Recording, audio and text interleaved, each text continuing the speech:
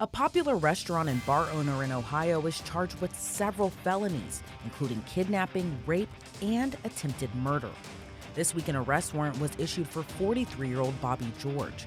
Officials say the alleged heinous crimes were committed between November of 2023 and July of this year. According to an arrest warrant, the first reported incident occurred on November 14, 2023. And the details alleged are shocking. The victim told authorities George pinned her to the ground and strangled her while slamming her head against a table. The victim says that caused her to have blurred vision, ringing in her ears, and bleeding from her ears. She told police she was treated by a nurse practitioner who happens to be employed by George and then diagnosed her with post-concussion syndrome. Then in another incident, George allegedly chased after the victim who fled a home they shared. He allegedly was holding a gun to the window of the car and forced her to get out of it. When she did get out of the car, George allegedly held the gun to her stomach as he led her back inside the home. According to the warrant, in another incident, the victim says George raped her when she came out of the shower. Fast forward to June of this year, during another altercation, George allegedly refused to let the victim leave their home. He reportedly threw her around and attempted to strangle and suffocate her.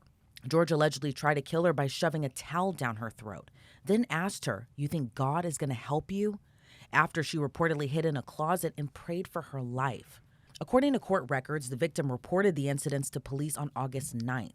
The attempted murder charge stemmed from George allegedly shoving a towel down the woman's throat, and the rape charge stems from the alleged incidents between May and July when George allegedly threw the victim to the ground and sexually assaulted her while holding her down. After the arrest warrant was issued, George turned himself into police on August 13th, as he now faces 9 felony counts: 1 count of rape, 1 count of attempted murder, 4 counts of kidnapping, felonious assault, and 2 counts of strangulation. According to reports, prosecutors asked for a high bond to be set at $100,000, and a judge doubled that number and set his bond at $200,000. But George only had to post 10% of that. He was released from custody nearly 8 hours after he surrendered to authorities and was ordered to turn in his passport. A protection order is in place for the alleged victim, and if George violates that order, he could face additional charges, as well as a sentence of up to 180 days behind bars. Well, here to break this case down with me is attorney and retired Judge Fanon Rucker. Thank you so much for being here with me today. Now, these allegations that Bobby George faces are very serious. We have attempted murder, we have kidnapping, and we have rape. But are you surprised he was issued a $200,000 bond in this case, and he only had to post 10% of that? That was somewhat of a surprise to me. I mean, first of all, we're talking about charges that involve the same victim over a almost year-long period of time. And we're talking about a $200,000 bond. Now, what the law is in Ohio is that bonds are supposed to be individually assessed, meaning you're supposed to look at a person's individual financial situation to determine what bond would be appropriate. We know he owned a couple of bars. Were they successful bars? Were they just, in-house bars? I'm not sure. But when you see attempted murder, when you see strangulation, when you see rape, it raises some red flashing lights that this should be a high bond, something that someone has to post all kind of property, not 10%. This should be an all cash bond and it should be higher. That's at least what you think about when you hear these kind of charges. And then, according to WKYC, both the prosecutors and George's attorney requested that the bond actually be at $100,000 because he doesn't have a violent criminal history. But again, the charges and accusations he faces are incredibly violent. Do you think in some way that the state's recommendation was a little too lenient? Well, it's hard to make that assessment. What in the allegations did the prosecutors or the judge believe perhaps didn't warrant that? Was there a question about the veracity of the allegations? Was there a question about whether or not the victim was going to pursue the case?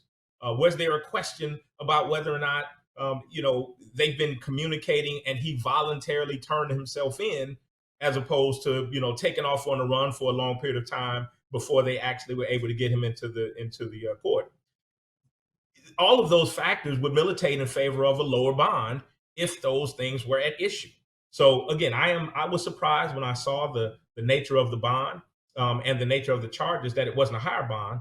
But there are so many factors that could have been at play to militate. And let's also suggest 200,000 is not a small bond. I mean, I'd have to make some phone calls to get to 200,000 at this point. a lot of phone calls and pull out the credit cards and all those kind of things. So it's not a small number. It's just that we're used to seeing much higher numbers when you see an attempted murder charge or when you see a strangulation, which goes along with that domestic violence aspect, or with rape. And through an attorney, George would deny all the allegations against him. So I want to read this quote to you that his attorney told Fox 8 in Ohio. He said, quote, "This did not happen. We deny any and all accusations. And they charged him without even interviewing him or getting his version of events. I also believe that there was an incomplete investigation on this matter. I think it was extremely loose. I think it was unfair, and they never asked for another side of the story. I'm very disappointed."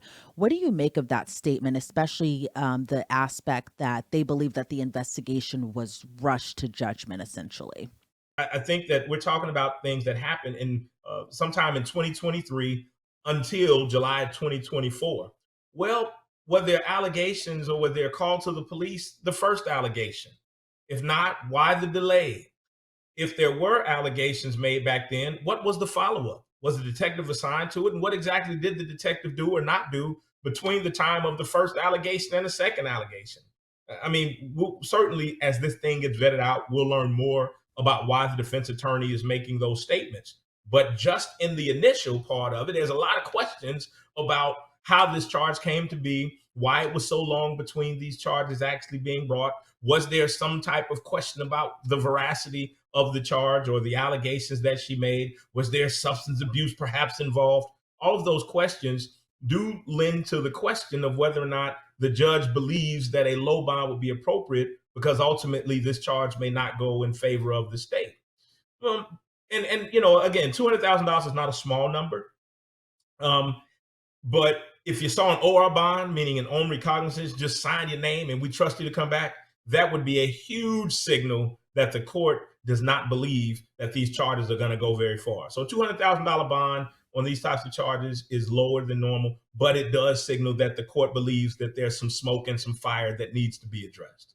And going back to the arrest warrant and the details surrounding that, holding a gun to the alleged victim's stomach, shoving a towel down her throat, suffocating her, and those different instances of sexual assault. Based on the arrest warrant and the details, do you think a grand jury will indict Bobby George on these charges?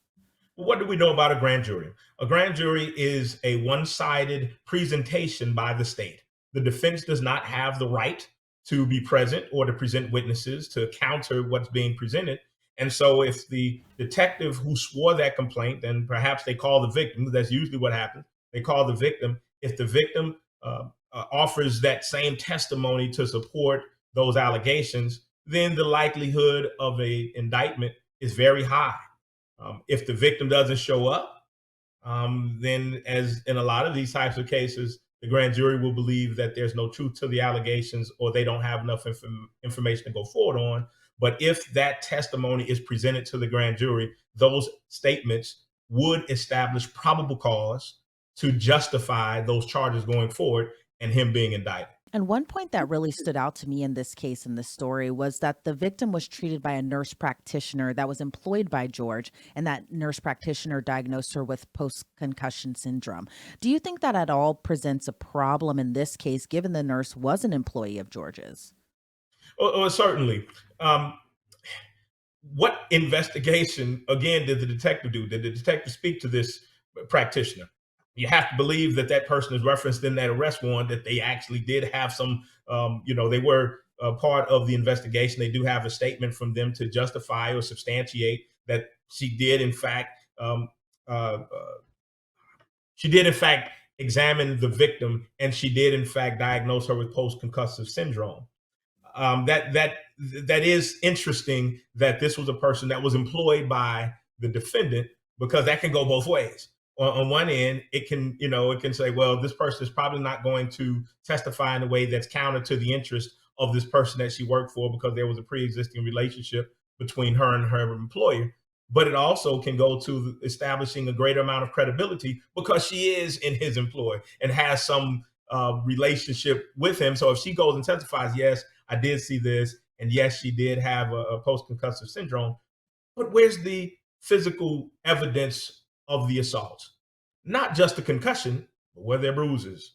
And what was the time period between when this was reported and when these things were diagnosed or observed? All of those are things that are going to be hashed out as this case goes on.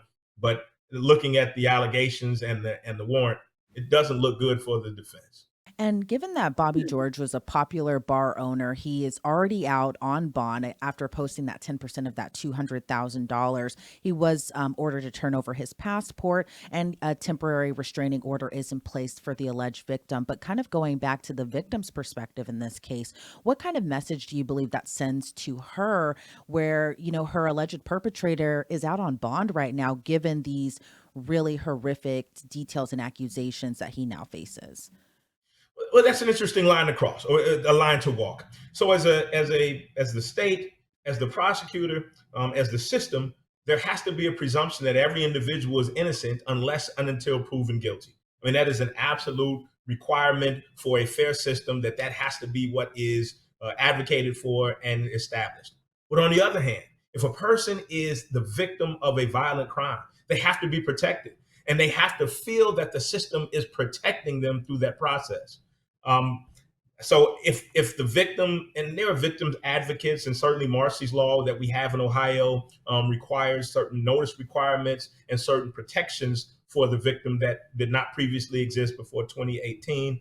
Those items are in place so that the victim would feel more secure about the process as it goes forward. But you have to believe, when individuals have been the victims of vicious assaults and sexual assaults, that there is a psychological impact of knowing, number one, that this thing happened to them, and second of all, that the person that perpetrated these heinous acts on them are able to walk around freely and potentially endanger their lives or the lives of others. All right, Judge Fanon Rucker, I do appreciate you taking the time to do this interview with me today. Before we have to sign you off, is there anything else you would like to add overall about this case? No, only that what we know is that the sensational allegations, when cases first come out, need to be watched until the finality. Because what we see a lot of times is the front page, but once the case is resolved, we don't see the second or third page and what's happened in between. We don't hear how there's been evidence that's been produced that, in fact, this person was out of the country when this happened. We don't hear that he has done this to other people. We don't hear the other stuff. We hear the front page and when it first happens. But I promise you, there'll be more to this story, and we need to make sure we continue to monitor it. All right, Judge Rucker, I appreciate you so much for coming on today to talk about this case. Again, thank you so much. Thank you. And the City of Cleveland law director did respond to George's attorney's statement regarding the investigation, saying in part the police's domestic violence unit handled the case the same way that similar cases are handled every single day. As for where the case goes next, it will be presented to a grand jury in the next few weeks, and they'll decide if George should be indicted on the charges.